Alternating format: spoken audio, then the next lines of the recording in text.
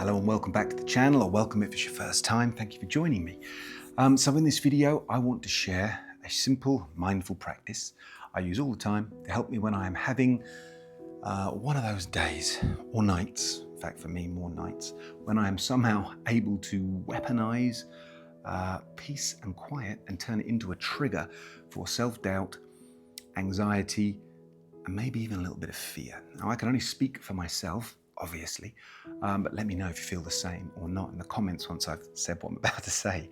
But my experiences so far in life have taught me that without purpose, direction, or at the very least a positive underlying intention, it is easier for a wandering mind to drift towards negative or unhelpful thoughts, so that instead of embracing the peace and the quiet, the stillness, and using it to recharge and relax, we can start to become fearful of it, as if that silence or that stillness somehow reflects all of the thoughts and the feelings that we've been trying to avoid.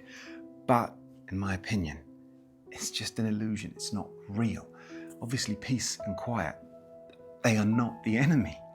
The mind just needs a little bit of guidance to stop spiraling, a bit of direction, and start settling, to shift from that state of overthinking everything to just being present, so that when you are in that moment, you have peace and quiet, it can feel like a safe or a creative space, as it was intended to be, instead of the latter. So I was introduced to something years ago that I never would have thought about, had my wife not shown me, that I now use all the time to help redirect my thoughts and my energy away from the negativity and back to something uplifting and helpful. Now, I didn't put the name of the tool I'm about to introduce in the title, which may or may not affect how many people view this video. I don't know enough about Google's algorithm yet. But I didn't put it in because I wanted to see whether or not you could guess what it is that I'm currently holding in my hand, the tool that I'm about to start talking about. And I think that unless you know me personally, I don't think you'll get it. But let's see. So I'm going to count down from 3. What do you think I'm about to talk about? 1, 2, 3. Angel cards. But you didn't see that one coming. Maybe you did. Love it if you did. Let me know in the comments. So I absolutely love these. You can use them for loads of stuff, but for me personally, I like to use them to remind me how I see the world and myself during moments of clarity, where I am aligned with my highest potential and aware of the limitless possibilities that exist, when I trust myself before darkness, those lower vibrational frequencies like self-doubt and fear start trying to convince me of something else with a narrative that second guesses my ambition or my aspirations, my dreams, and tries to belittle that version of me that knows I am capable. And that is exactly why, for me, these cards are so important. So there is no right or wrong way of using these. You can do it first thing in the morning with a cup of tea. You can do it last thing at night, just before you're about to go to bed. You can literally use them whenever you want. And it can be as simple as literally grabbing the deck and just picking a card. But as soon as you commit to doing it, you gift yourself a moment to pause, to stop that downward spiral before it can even begin, even start. And you set aside those sort of unhelpful thoughts, and you create a headspace for a new perspective, which you can then use as your anchor back to happiness, back to calm, during that peace and quiet, those moments of stillness, so that you can make the most of your downtime instead of using it, if you're anything like me, to punish yourself. It can be such a powerful practice, and it is so simple. I have my favorite cards, favorite angels that I often leave lying around the house or the studio. Got quite a few behind me there actually. But there is one that comes up for me all the time, like probably 1 in 4 times I draw the cards, all the time.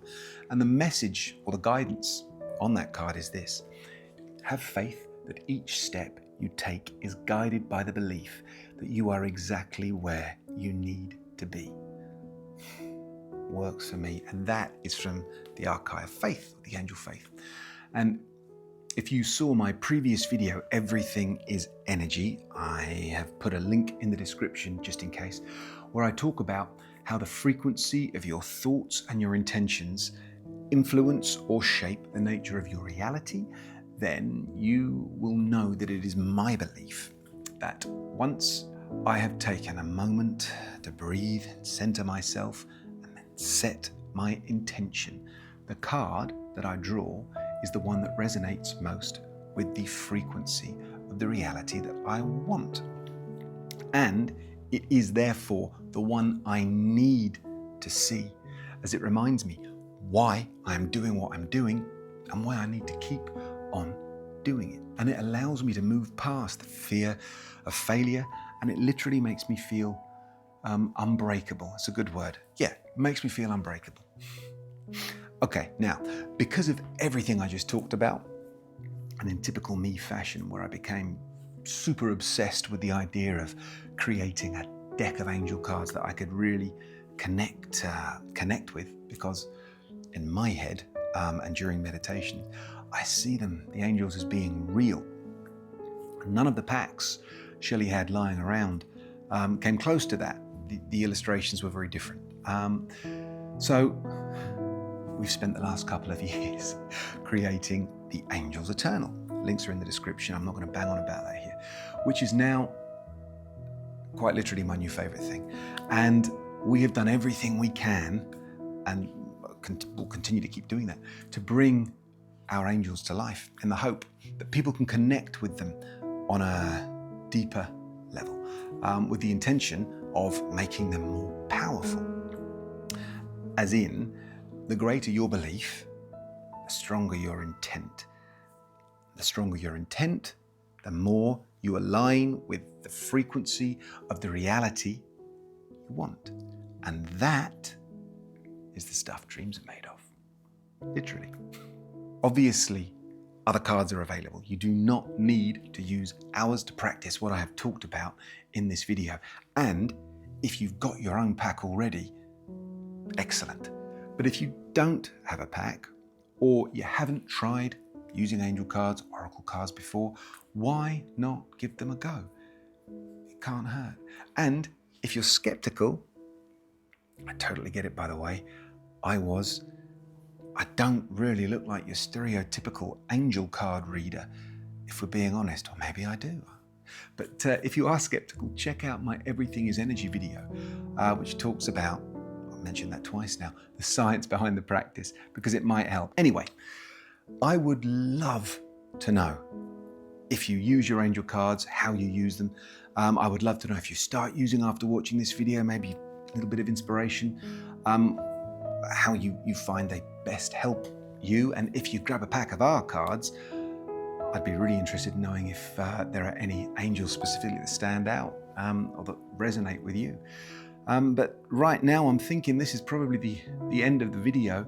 So again, I will take this opportunity to thank you very, very much for watching. Thank you so much for subscribing. Over 500 subscribers in the last 9 days. Just insane to me. And I look forward to seeing you on the next video. But until then, please stay safe, hold on to your happiness, and shine bright. Take care. See you soon. Bye.